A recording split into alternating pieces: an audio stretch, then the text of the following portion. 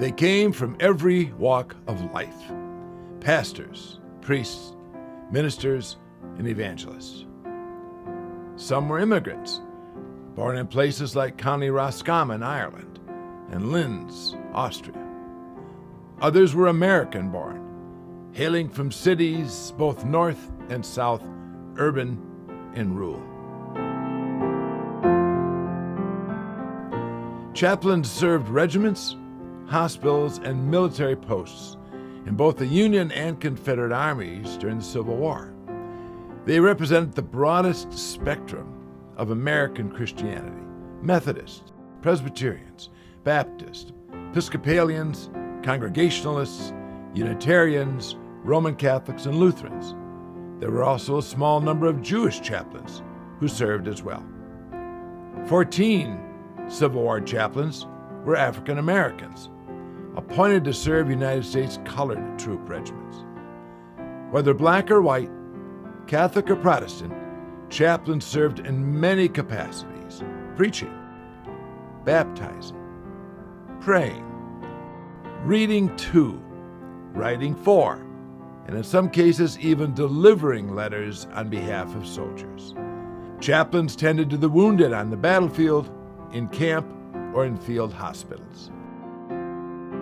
Frequently in harm's way, they served privates and major generals alike, administering the sacraments, including absolutions before battle, and giving extreme unction, the last rites in the aftermath.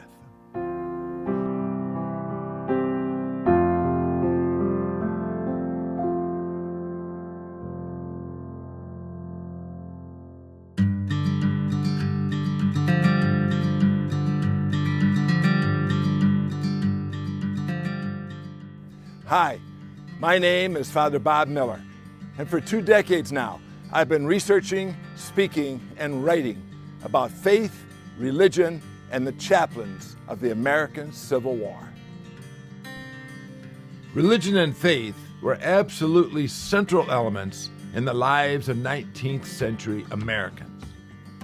While formal church membership was relatively low, nearly all in America believed in God, as described in the only book many had ever read or owned, the Bible. Faith offered basic guidelines for life. Organized religion played an important role in the development of American thought and culture through music, art, literature, politics, and daily life.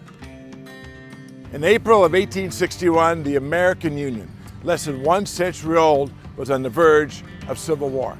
And the discord and conflict in the religious rhetoric of the day matched and even preceded the discord in the political rhetoric.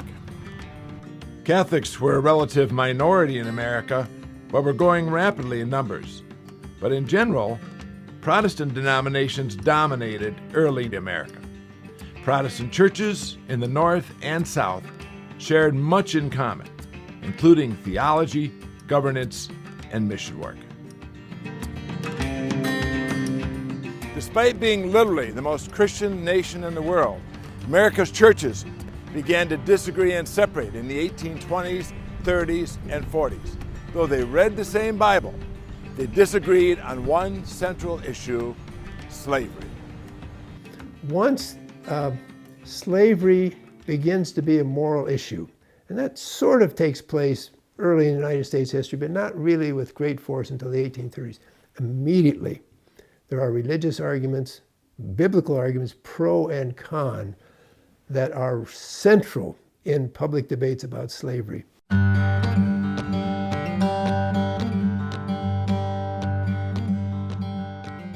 There are hundreds of books, thousands of periodical articles from roughly 1830 past the start of the Civil War, debating the question, is the slave system that exists in the United States compatible with Christian faith in general and with the Christian scriptures in particular?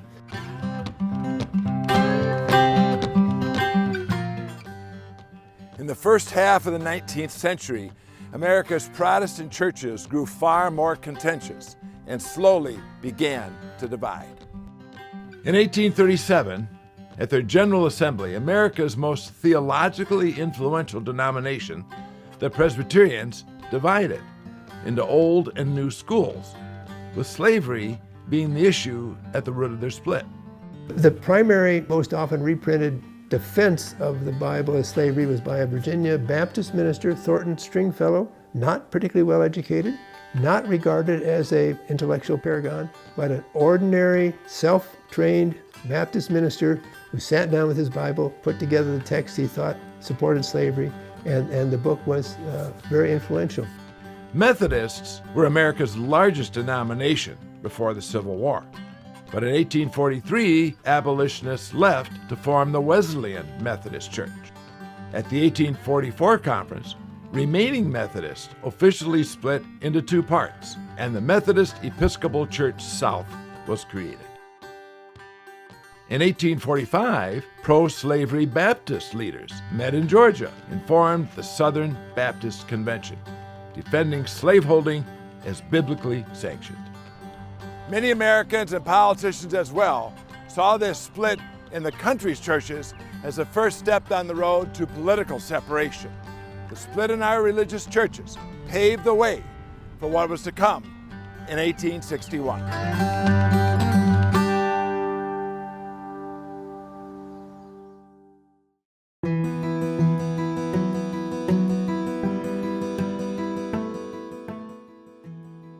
Once hostilities broke out, the volunteers who flooded into Civil War camps found a strange and alien environment. There were vast training camps in places far removed from home. There were long, difficult marches. Boring camp life followed by terrifying bursts of violent combat.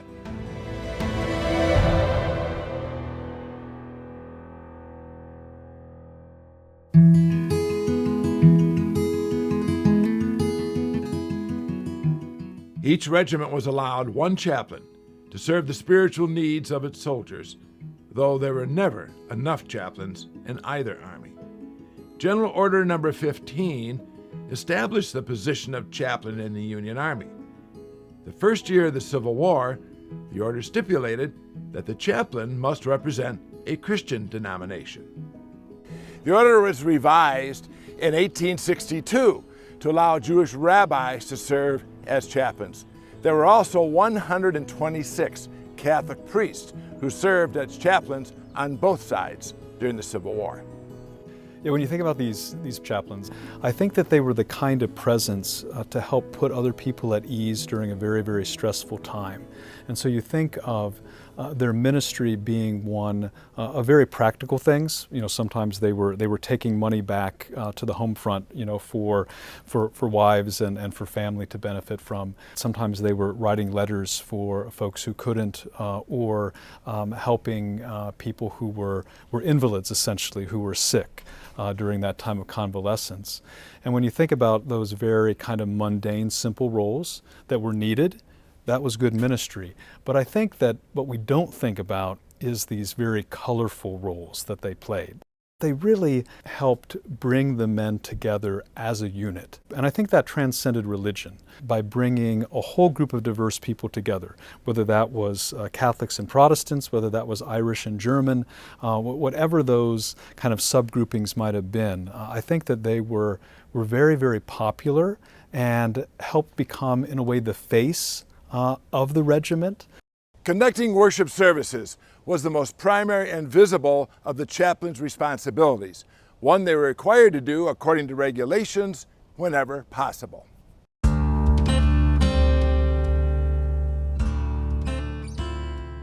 Most tried to hold regular services every Sunday. This was possible in winter, where the Army did not move that much, and soldiers were largely confined to camp. In spring, however, once the roads cleared, campaigning began, and the routine of weekly services became more difficult. An effective Protestant minister would have regularly had Catholic troops hearing his sermons. An effective Catholic priest would have regularly had Protestants attending to the homilies that the priest brought. The chaplains of Protestant Catholics both, who were effective, were those who were with the troops, did not keep themselves separate, did not demand special privileges of housing or food, who suffered with the troops through difficulties, and they were the ones then who were respected when they brought their message of sometimes exhortation, sometimes demand for repentance, but very often words of comfort, words of assurance, words of pardon for those who were serious about the Christian faith.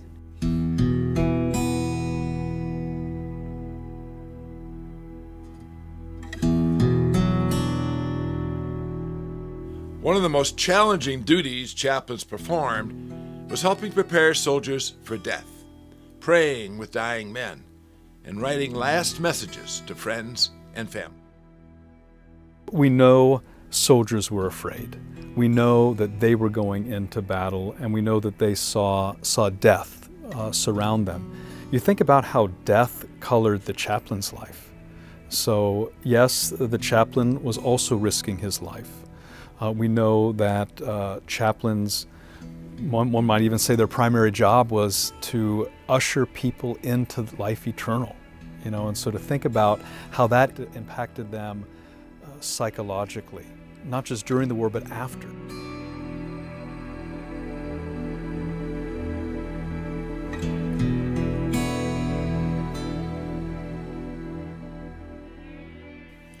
Chaplains presided regularly over the burials and funerals of deceased soldiers who died in hospitals or on battlefields.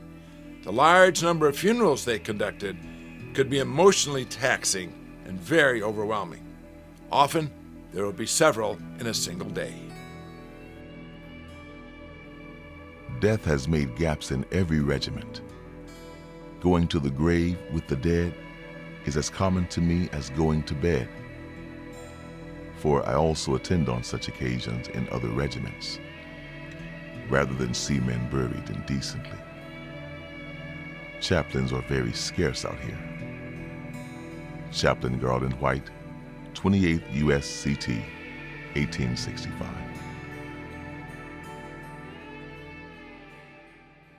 At that time, religion played a far greater role in their everyday lives than it did before. The town preacher or priest, the churches were kind of the bedrock of that community, and that carries with. In fact, most of these chaplains that are part of these volunteer units are not your well-trained military chaplains that we have today in the United States Army, but are in fact the local, one of the local priests or reverends, coming from one of the churches in town and going along with the men. They're literally accompanying them to shepherd their mini flock as they go out into the world of the Civil War. Altogether, 2,398 chaplains served in the Union Army and 938 in the Confederacy. The courage, dedication, service, and ministry of these spiritual men made a huge impact in the lives of the soldiers they worked with. These Civil War chaplains established for decades to come the reality of a formally recognized spiritual leadership in the American military culture.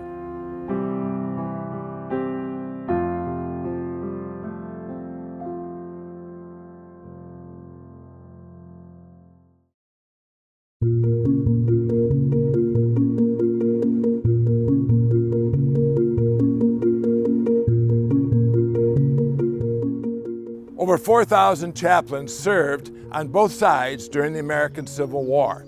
126 of these were Catholic priests, and of those, 76 were considered full-time, meaning relatively continuous, officially recognized service. Over and above the challenges faced by all participants in the war, Catholic chaplains faced additional challenges.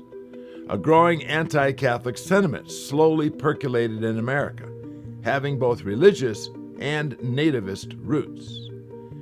From the time of Columbus through the colonial period, Protestants and Catholics had tended to coexist, especially in the South.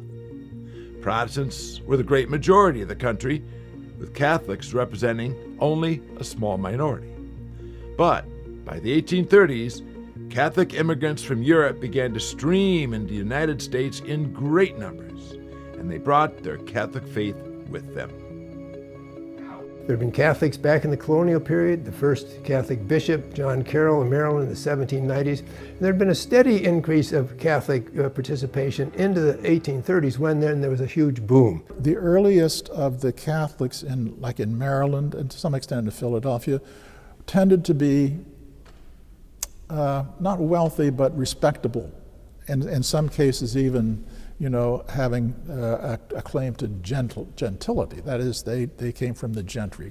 The immigrants, however, didn't. They came in great numbers, and as they came in great numbers, they crowded the cities. They lived in often squalid apartment-type dwellings, cellars, and so on. There was a lot of disease, a lot of drunkenness, a lot of crime, a lot of pauperism, so they were a social problem. I mean, they were a social problem. The heating up of Catholic Protestant polemics really does begin in the 1830s with the coming of increased immigration. The landmarks of that antagonism, the Philadelphia so-called Bible riots of 1844, particularly Irish Catholic churches are, two of them or three of them are burned to the ground in the summer of 1844. And people know about the Know Nothing Party.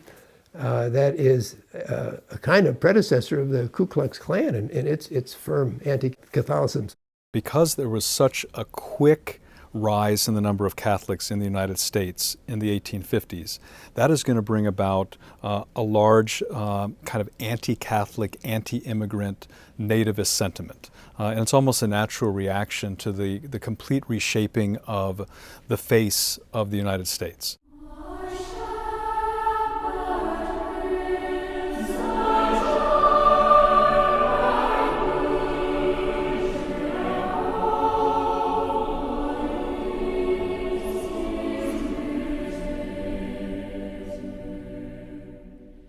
As wartime chaplains, Catholic priests were uniquely connected, both spiritually and personally. They were linked by the only things that could ever unite such a temperamentally and ethnically divergent group of men: their common spirituality and Catholic heritage, their desire to put their spiritual faith into concrete practice at a liminal point of American history, and a deep zeal for the spiritual and personal welfare of dying and wounded soldiers. The great cry of all the early bishops was for more priests. They simply couldn't keep up with the pastoral needs. Getting a parish set up was a major thing, and for virtually all the priests traveled to mission. That is, when they spoke of their work in this country, they spoke of being on the mission, meaning going from here to there to there. That lack of firm organization began to stabilize, but it took a while, because as more Catholics were coming into the country, they were going to different places. So the getting settled and getting established and getting things on their feet was a continuous process up through practically the whole of the 19th century, well into the period after the Civil War.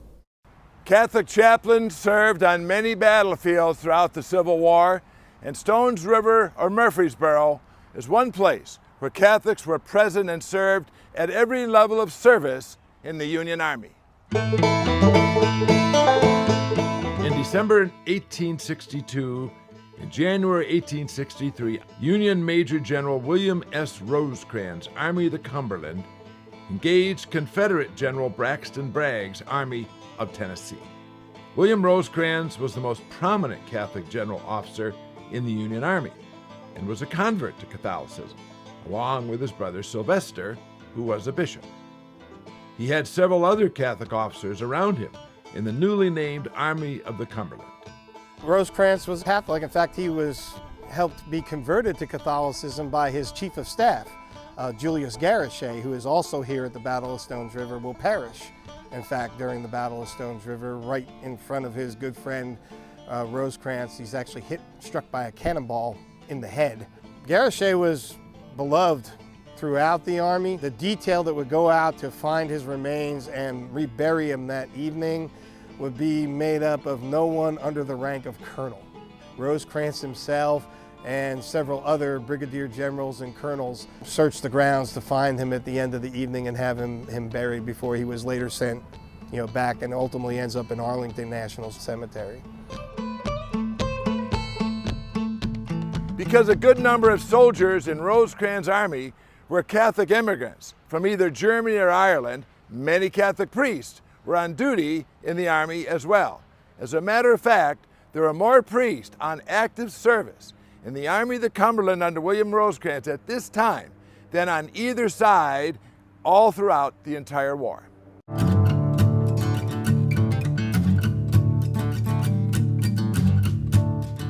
This is Nashville, Tennessee. Today it's a booming metropolis, but during the Civil War it was a base for the Union Army, the Cumberland under William Rosecrans and later George Thomas. There would have been soldiers and supplies and hospitals all through this area. Now, in that area there certainly would have been many chaplains as well. All chaplains in the Civil War, whether North or South, were connected to either a hospital or a regiment or a post. But one very unique chaplain, a Catholic priest, was a formally recognized chaplain not only for the North, but for the South as well.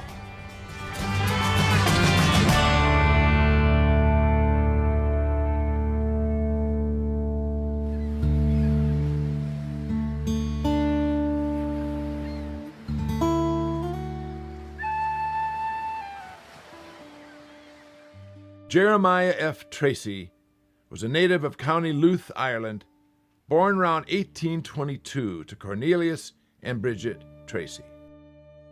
He immigrated with his family to America in 1836 and lived in Pennsylvania until beginning his seminary studies in Emmitsburg, Maryland.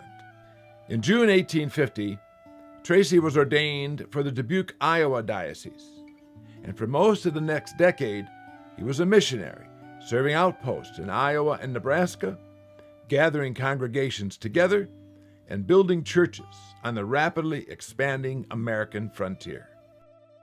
During this period, Tracy visited at least 4 military forts and also ministered to native Indian tribes in the area, even speaking out on their behalf in Washington against governmental injustices. After a decade of constant travel and exposure to the elements in Iowa and the Nebraska and Dakota territories, Tracy's health began to suffer greatly. So he left his Iowa diocese and traveled south, going to Bishop John Quinlan's Mobile, Alabama diocese.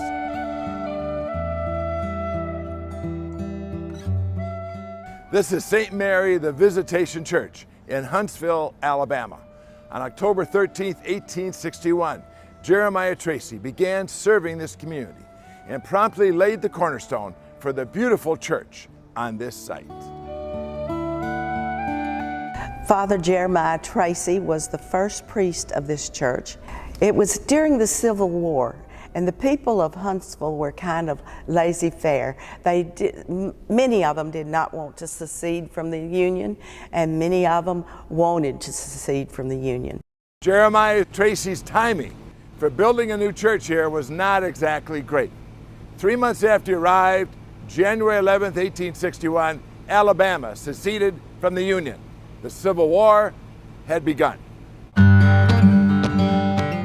Huntsville became a Confederate camp as the war began, and Tracy volunteered his services there and at Alabama's 2 Southern Confederate forts, Jones and Morgan.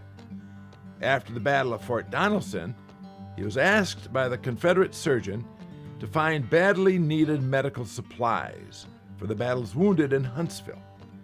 With the help of parish members, Tracy cleaned up the medical facility, tightened up visiting passes, and withstood accusations of Catholic proselytism.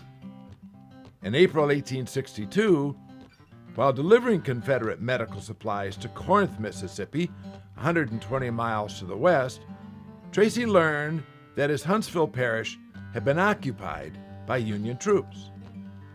Trying to return to his Huntsville, Alabama parish became quite an adventure. Tracy was shot at many times. He had his pass questioned. He had to swim the river when the bridge he had used was gone. And he had to hide out in the thickets in the bush to avoid the Union troops all around the area.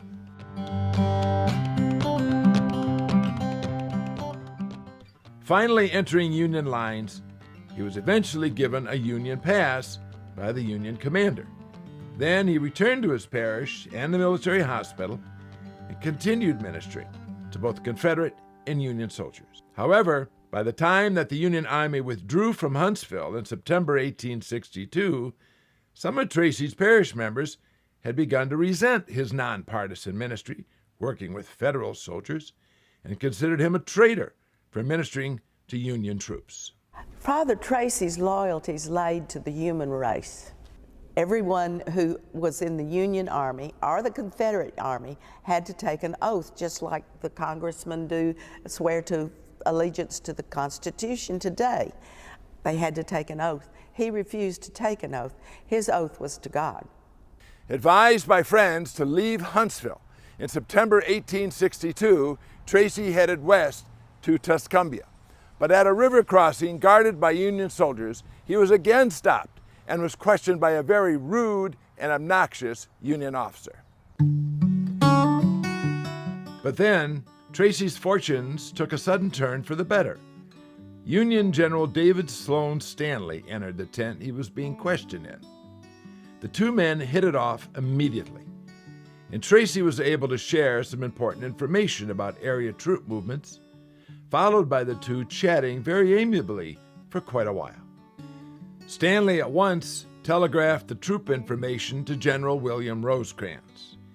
The devout Rosecrans then requested that Tracy be sent to his own headquarters in Iuka, Mississippi, which at the time was preparing to square off with General Sterling Price's Confederate Army of the West. General David Stanley had been a man very interested in spiritual affairs for a long time. And it seems Father Tracy entered his life at a most opportune time. For shortly after he came into camp, Tracy received General Stanley into the Catholic faith in mid-September 1862 at a Mass celebrated in a public square right here in Iuka, Mississippi. When Tracy arrived at the Union camp of the 14th Corps, the strongly Catholic William Rosecrans was overjoyed. The priest was given a headquarters tent, heard many confessions, and ministered there for 5 days. And indeed, the Battle of Iuka, Mississippi, which occurred here on September 19, 1862, resulted in over 1,500 casualties, and Tracy's spiritual work would have been much appreciated.